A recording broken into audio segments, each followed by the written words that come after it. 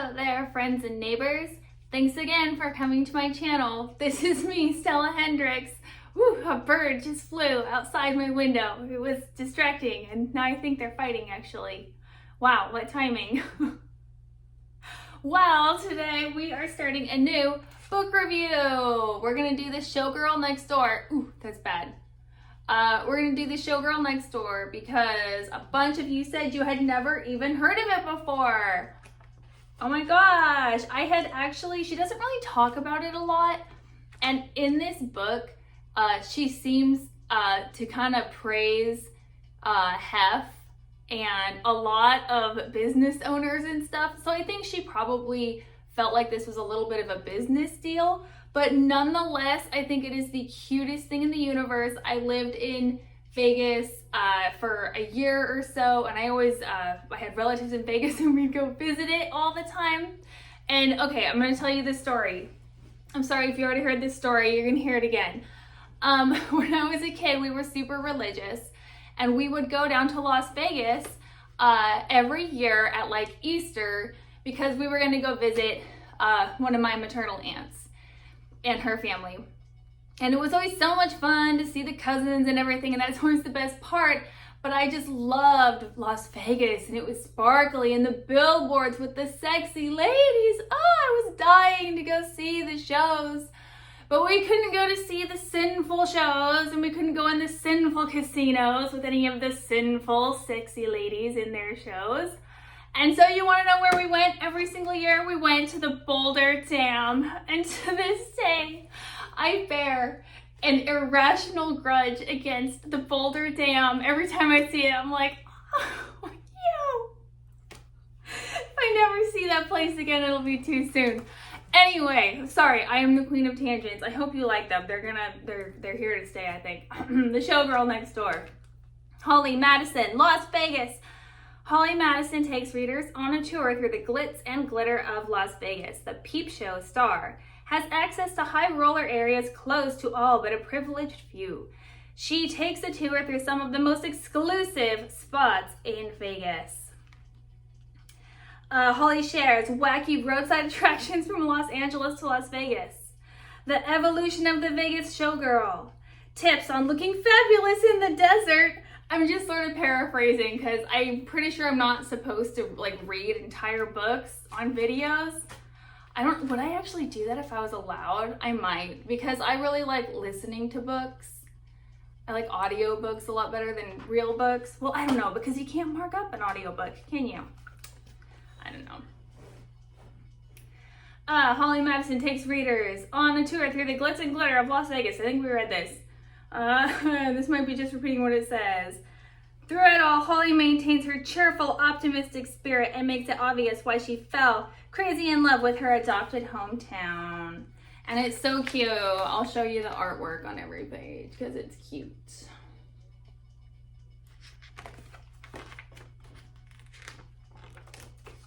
Yay! It's been a little minute since I looked through this and I forgot this pose she's doing right here. That's Vegas Vicky, who is an iconic neon sculpture was down on Fremont Street. Her counterpart was Vegas Vic, and I don't know where they first originally were. But when I was in Las Vegas, Vegas Vicky was above Glitter Gulch, my alma mater, and I feel like that's my claim to fame right there. So I'm loving that she's paying tribute to the Vegas Vicky. I am a fan. Oh my gosh, she's so cute. And the Showgirls. Back wall. Also, the pages are really nice and glossy. Like, it's a good quality book. Acknowledgements. All the business stuff. Oh yeah, she talks about thank you to Miss Dita Von Teese and the ladies of the Crazy Horse Paris for inspiring me to go on stage in the first place. Everyone knows Dita Von Teese, everyone in the burlesque world. I super love her. She's very inspirational as well. And the Crazy Horse Paris, I love those shows in Vegas, all of the ex-burlesque and all that stuff. There's a really there's a really broad definition of the word burlesque, but pretty much anything that falls under that category, I'm probably crazy about. So I don't judge. I don't gatekeep.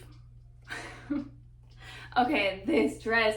Doesn't she look like Ginger from Casino? I bet that's what she's going for. She looks great. Okay. I still remember my first trip to Vegas when I was 21. I went for a friend's birthday. She was a playmate and I had recently moved into the Playboy Mansion, so we were going in style with Hef and a bunch of girls. It wasn't exactly how I pictured my first trip to Vegas, which I assumed would be a cheap, drunken, fear and loathing type mess with friends who wanted to explore all of the casinos and bars. Staying at the exclusive MGM mansions, traveling in limos like high rollers, and having a packed itinerary, including all of the hottest restaurants, shows, and clubs, wasn't exactly what I had expected, but hey, I'd take it. Oh, and did I mention we arrived via private jet? There was to be no glimpse of the slot machines and blue and pink patterned carpets of the McCarran International Airport Terminal that time around. With my nose pressed against the glass of the limo's windows, I tried to take in as much of the strip skyline as I could. This was in 2001, and I remember seeing the MGM Grand's residential towers, which were still under construction. There's always construction in Vegas. There was a sign advertising residential space for sale, and I remember thinking, who in the hell would want to live in Las Vegas? Little did I know I would end up adopting the city as my hometown and become one of its biggest cheerleaders. The mansions are the most exclusive place to stay in Vegas, so exclusive that MGM Resorts International wouldn't even give me a photo of them for this book. Oh my God. The mansions are so well hidden that even though my strip residence is right across the street, high above in Planet Hollywood, I can't see them. I have been all over the MGM Grand, through the main entryways, in and out of VIP entrances, through the property, in my car as a shortcut to Planet Hollywood every time I craned my neck, trying to figure out where the mansions are, and I have never seen them. They should have a name that's the opposite of the Mirage, because I know where they are, I just can't see them. That's hilarious. Oh yeah, I showed you that picture. Okay.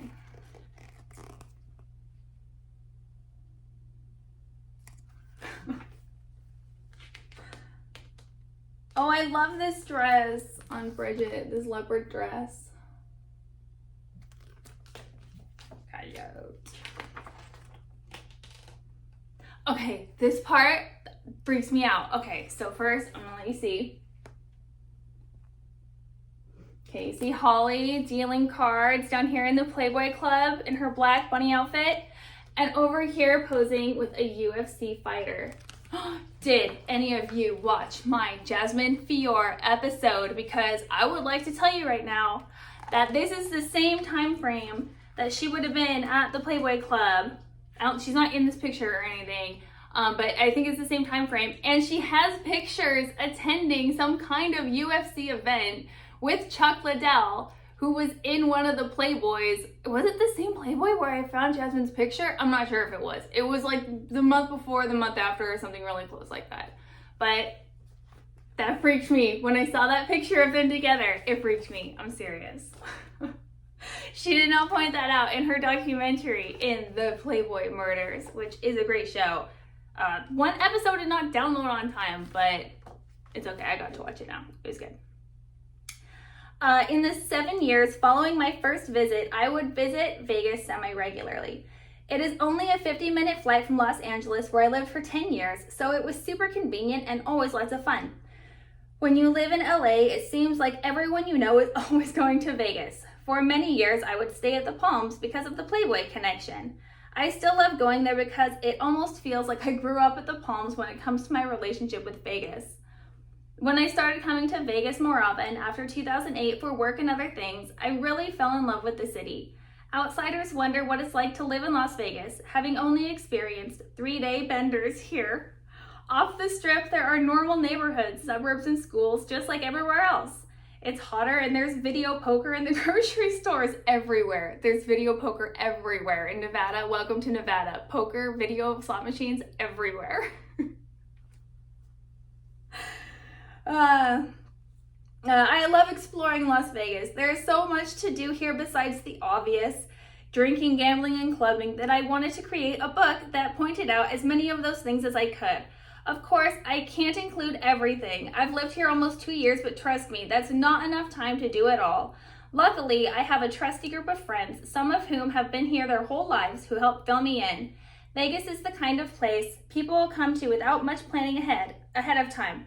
They usually book a flight in a hotel room and wait until they're here to see what's going on.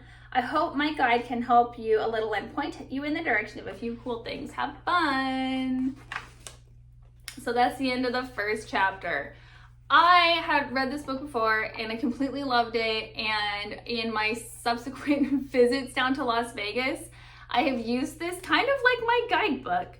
Now, Las Vegas is the city of reinvention, as Holly points out in this book and in what was the sequel to Down the Rabbit Hole, The Vegas Diaries, as she points out in there, it is the city of reinvention. So a lot of things in this book are not there anymore, but a lot of them are. A surprising amount of them are. So, and they can lead you to other cool things around the city. So I love this book. I totally advise you to read this book. We'll go through it chapter by chapter because I think that's fun. And I will talk to you later. Thanks for joining me for the Showgirl Next Door. Catch you next time.